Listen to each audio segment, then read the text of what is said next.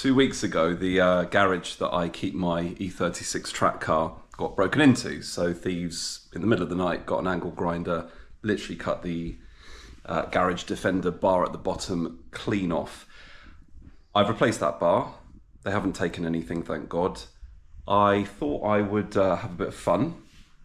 There's no alarm in that garage.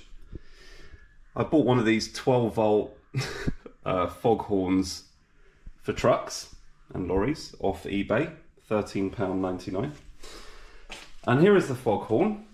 The idea behind it is I'm going to wire a push-to-brake switch, so essentially when the garage door gets opened, it makes the circuit complete and the Foghorn will sound. Now apparently these give off 150 decibels of volume. So here I am with a car battery and some ear defenders, which, just give me 1 sec, I'm going to just put on now because I don't want to be deafened in my garage.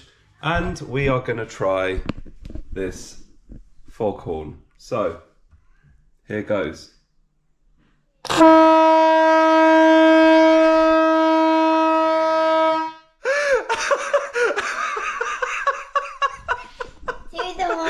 Close the door! Close the door! You have to close the door. You have to close the door.